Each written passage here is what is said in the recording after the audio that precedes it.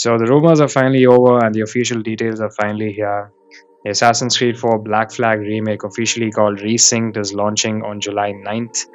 This isn't just a fresh coat of paint. Ubisoft is rebuilding this from the ground up in the newest Anvil engine, and it looks like the overhaul we've been waiting for a long time now. First up, the world is finally seamless. In the original, you'd hit a loading screen every time you sailed into the port.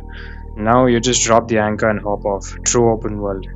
They've also added a dynamic weather system that actually changes how you play. A storm can break out mid combat, forcing you to manage wave patterns and ship handling while you try dodging cannon fire. Everything from water physics to the way timber splinters during ship battles has been noticeably rebuilt from the scratch. The combat and stealth have been modernized too. Edward can finally crouch anywhere. No more walking around in broad daylight like you're invincible. Shadows and light now actually factor into your detection, and Eagle Vision has been given a new observed mode that changes how you read the situation. The sword play is smoother too. They've kept that tight, low time to kill feel with brutal finishers, but layered in parry flashes and red flash attacks you have to actively dodge. And for the old school fans, parkour now includes side and back ejects, giving you way more precise control over Edward's movement. There's plenty of new stuff to sink into as well. Around 6 hours of new story content fleshing out of Edward's relationships, and this time with Blackbeard. You can unlock 3 new officers: Lucy Baldwin, the Padre, and Deadman Smith, each bringing unique abilities to the Jackdaw. The sea shanties are back with 10 brand new tracks, and yes, you can now have cats and monkeys living on your ship.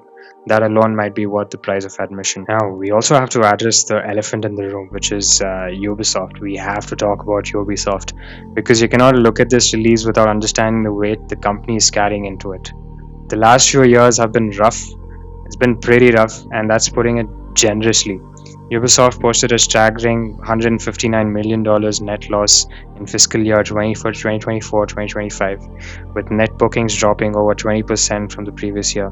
Star Wars Outlaws underperformed badly. X-Defiant, their big free-to-play shooter, shut down in June 2025, just over a year after its release. And Skull and Bones, a game that spent nearly a decade in development, came and went without even a dent. Then, in Jan 2026, things came to a head. Ubisoft announced a comprehensive overhaul of its entire organizational structure, cancelling 6 games, delaying 7 others, shutting down 2 studios, and projecting a $1 billion operational deficit for the 2025-2026 fiscal year.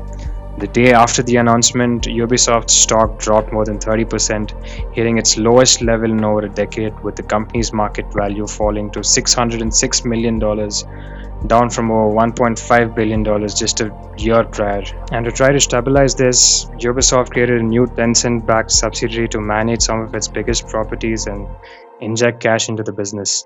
And starting April 2026, they restructured into 5 major creativity houses, each dedicated to a specific genre, all the way from concept through launch. The goal is to stop spreading themselves too thin and get back to making games people actually want to play, which brings us back to Black Flag Resynced. This isn't just a nostalgia play, this is a calculated bet on one of the most beloved games in the franchise's history. No multiplayer, no DLC, just a focused single-player experience. By bringing back original talent like Woodkid for the music, they're signaling something that they remember what made Assassin's Creed great in the first place. Black Flag has always been the golden child of this franchise, and right now Ubisoft needs it to be that again more than ever.